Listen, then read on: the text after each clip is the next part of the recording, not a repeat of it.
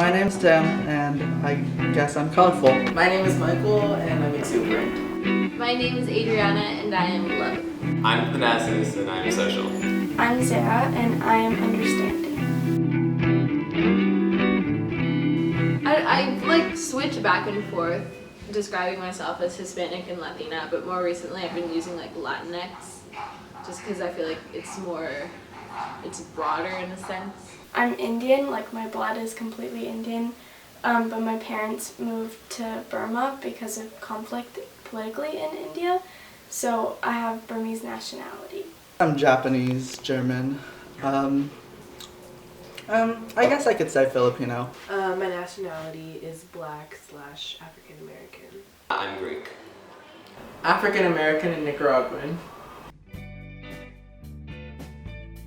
My dad's Greek. He was born in Greece, and he came to the States when he was doing grad school. So after undergrad, he came over to pursue that, and that's actually where he met my mom. So my mom grew up in America, and then she went to grad school when my dad went, and that's how they met. So my dad was born in Burma because his parents migrated from India to Burma.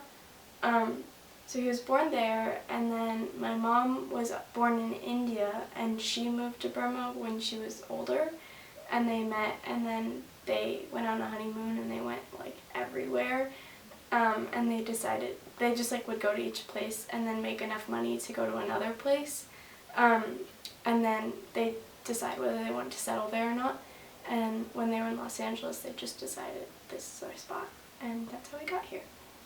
My dad is from Michoacan, Mexico, and my mom is from Santa Ana, El Salvador. Well, my dad is from Los Angeles, but my mom is actually from Nicaragua. How she came to this country, she fled her country during its civil war in 1982, so she was about 12 years old when that happened. At first, when she was trying to escape with her life, she was hiding in buildings or with family friends, and they were honestly after her dad because he worked for the Nicaraguan government as an electrician and an engineer, and so the government officials and the people who worked for the government were being targeted, so that's one of the primary reasons that they left. But going back to what I had said before, she had been hiding with family friends, and she eventually made it out of the country, and so she drove through about maybe somewhere between 6 to 10 different countries just to get to the US, because Nicaragua is in the middle of Central America, so she had to drive through so much.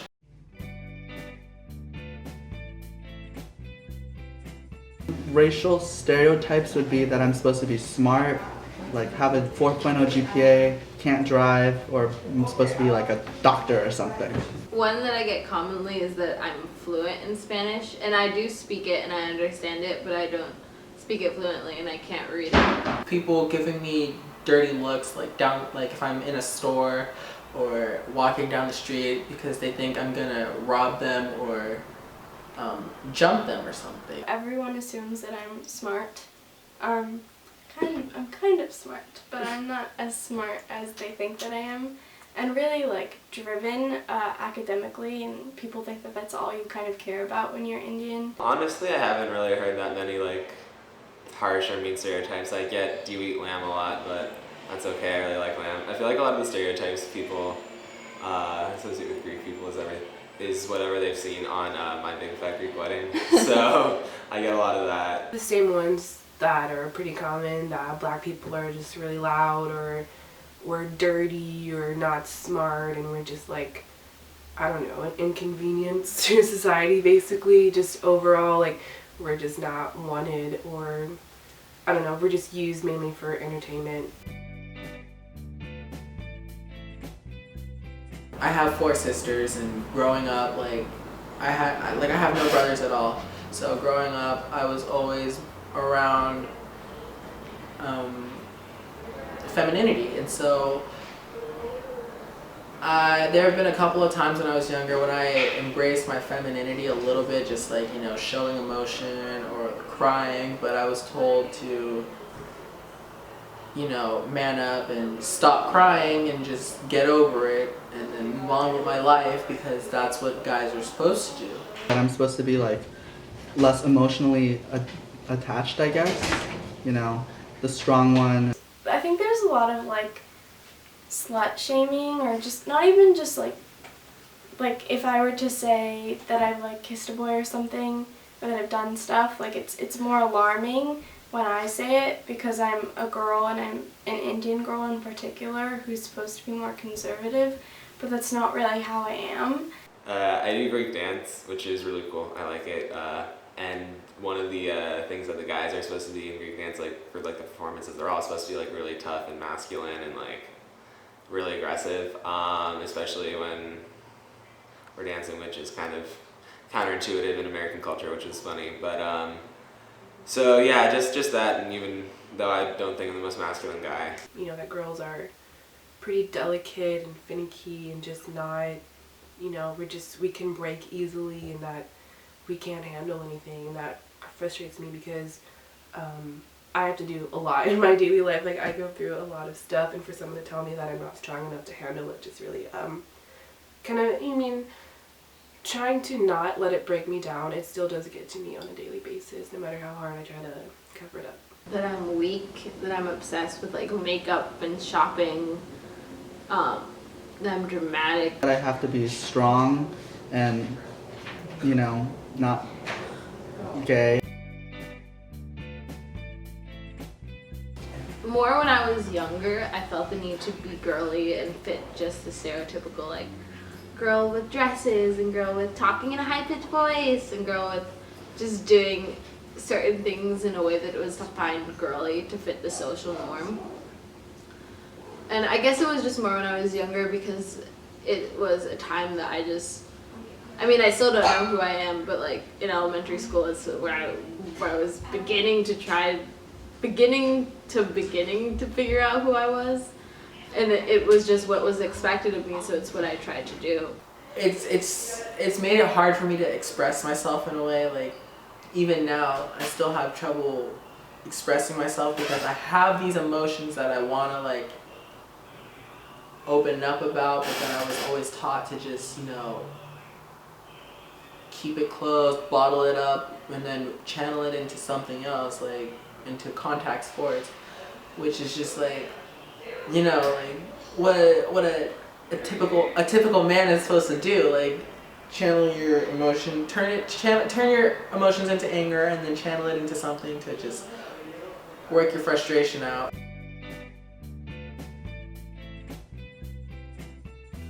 Yes, I do think it has infringed my relationship with my mother, because she could have done things a lot nicer. And I mean, I think if I was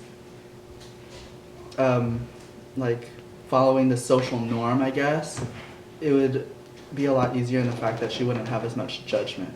I think I'm like a different type of black, the Oreo type thing, the white on the inside, black on the outside, mainly because I like different stuff. That's stuff that's like deemed as a white person thing. That gets to me a lot because it like makes me feel like I'm different, or like not part of the family, or not authentic enough. As far as gender goes, nothing really has affected my family. I mean, once again, I'm also personally a really sensitive person, so then when you tie that in with like, I don't know, family jokes, I like to joke around a lot, and sometimes I can't handle it, and they got on me for that, for like, oh, you're just being whiny, man, so that kind of thing. With my mom and my dad, it's not as much like stereotypes, and more has to do with cultural divides and ethnic divides. But with my older brother is fairly conservative, so he's more the like, you can't dress this way because you're a girl, and like, you shouldn't do that because you're a girl. And so, and because he's 12 years older than me, so I don't usually like, at least he lives in a different state now, so I feel like I've grown a lot in the past few years that he's been gone, and I've learned a lot more about how what he says is wrong. So I haven't gotten quite the chance to correct him on it yet. The token, like, black girl type friend, and they just, like, everyone thinks I'm just, like, funny because of, like, not because of who I am, but because of what I look like, and just more so of, once again, the stereotypes as far as gender and race. And once again, it's like, I hope it's not my current friends are going and acting like that, but I know that it's definitely affected me before, and people have tried to recruit me, I guess, as their friend, because once again, the token black girl that's a friend, you know.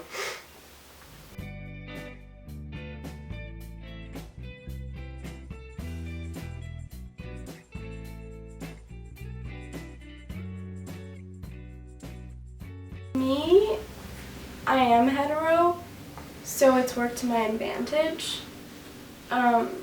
But like my sister, she is bisexual, and she hasn't come up to my parents, and so I just think it's absolutely stupid that everyone, and I mean, like, I understand why, and I understand why people are heteronormative, but I just think that, like, gay people have always existed, like, it's not this new thing, and so sometimes when people are like, oh, it's 2016, we should be accepting, and, like, I understand that, like, we should progress as time goes on, but at the same time, like, it's kind of implying that gay people are new, and they're not. People are just coming out more. People have always been gay, and they've just had to remain closeted, which I think is horrible. And so I don't, like, I wish the society was less heteronormative. I guess that's my answer. And then in media? In media, I think I've actually seen a lot of, like, progression.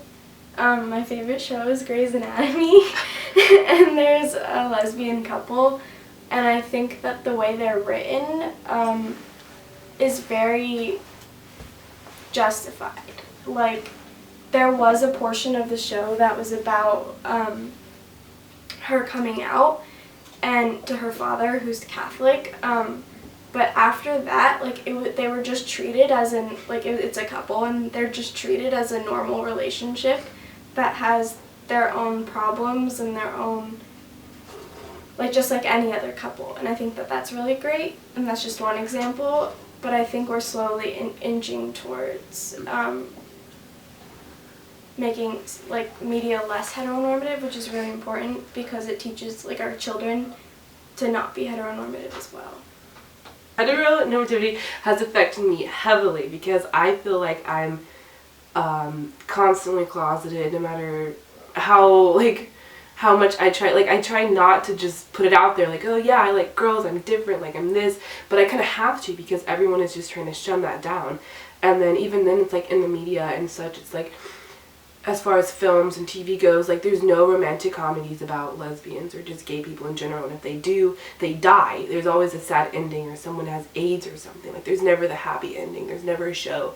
There's always, once again, the token gay friend is kind of in there to make the show seem diverse, or the stereotypes are just so rich, it's just like, that's just not who we are. Like, it's just all false, and it's pretty agitating because, once again, it makes me feel like invisible or in the closet, even though I've stepped out of the closet several times, so. The way it's affected me, you know, like, I grew up watching, you know, news reports, or, like, seeing people in music videos, or, like, even in TV shows or cartoons, that the guys are always supposed to be so tough and assertive and aggressive and all these other things that you would normally associate with a man, and the girls are supposed to be so, you know, emotional and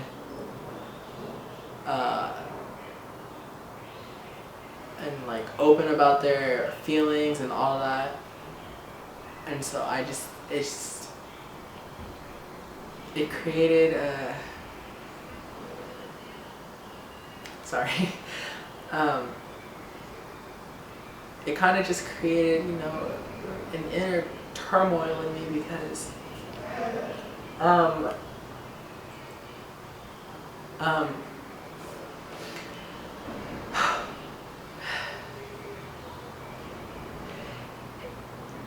you know, I've always, like I said before, I've always been trying to find the balance between both, because like I want to be, you know, masculine, but I also want to embrace the femininity in me. It's just, so when I,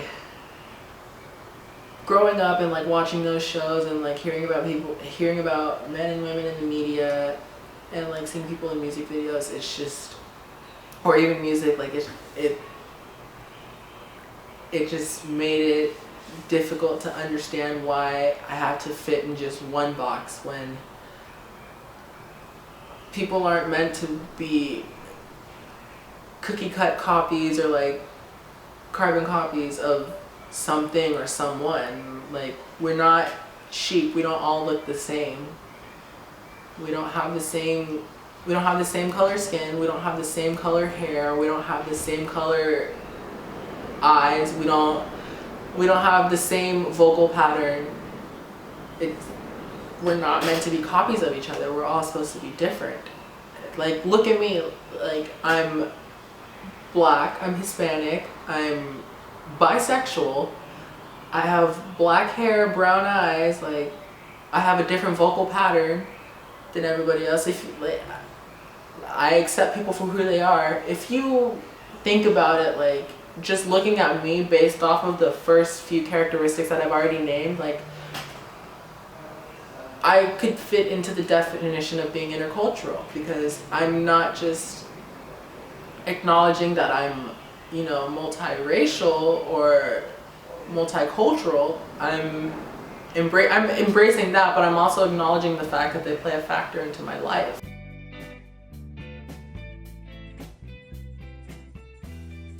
You know, eventually I just got so fed up with people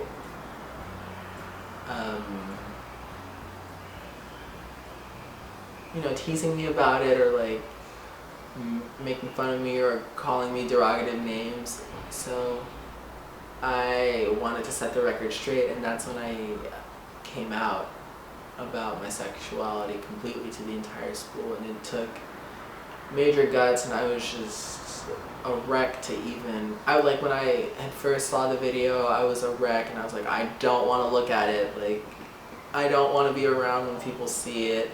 But, you know, being more open about myself at school, it's allowed me to just be comfortable with myself, and I don't feel like I'm lying to the entire student body anymore, even though some of them already knew and had their assumptions. But, you know, it's more about me being comfortable and being open.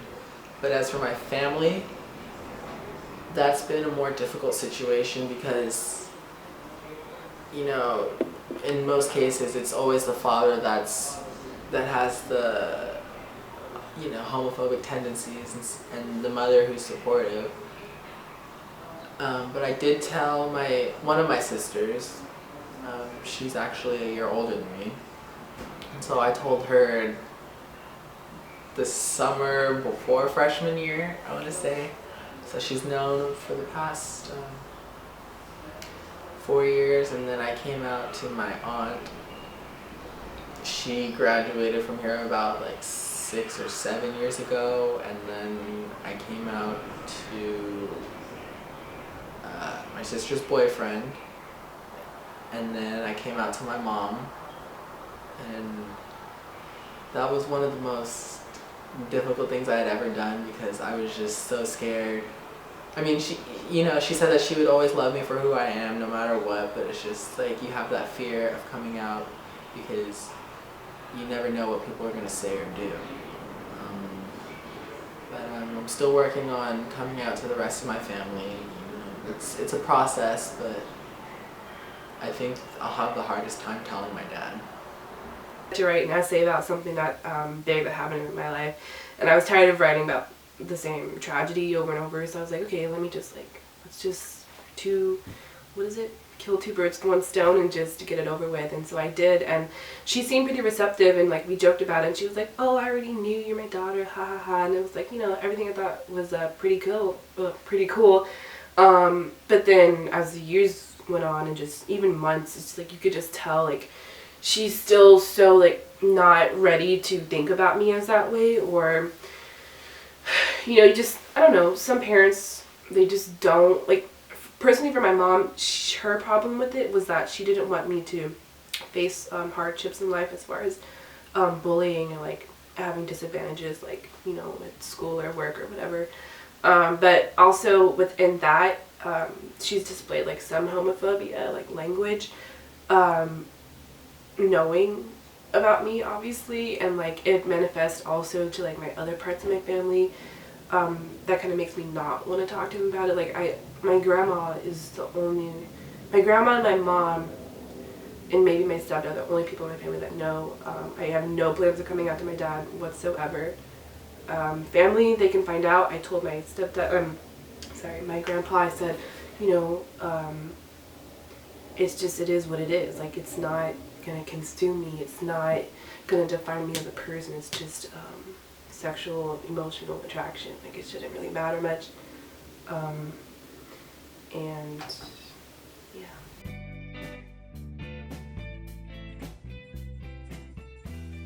Personally, I haven't been faced with too much homophobia from student body, but it is there, and people ask me really invasive, stupid questions all the time about intimate things that I don't want to talk about just because I'm gay, or like, they ask me just ridiculous questions because they have their own curiosities that they don't even know how to answer or figure out because there's no exposure. So they come and they bully like us LGBT students about it and hound us with these ridiculous questions, and it's just pretty overwhelming, but overall it is what it is. So yeah, I mean, my family's not really as accepting as most, given where they like came from and their conservativeness. Because there's a stigma of being bisexual, it makes it harder to just find that person that I'm compatible with and the one that I'll end up with for hopefully the rest of my life. Because I could either end up with a man, and then he could be worried that I'm gonna go and, cheat on him, or I could end up with a woman, and then when I tell her, she could be disgusted by the fact that I've been with a man, or she could be accepting of it. And same thing, like if I end up with a man, like he could be disgusted by the fact that I've been with a woman, or that or he could be accepting of it. But either way, it's those few things that I can think of right now that make it difficult, like being bisexual.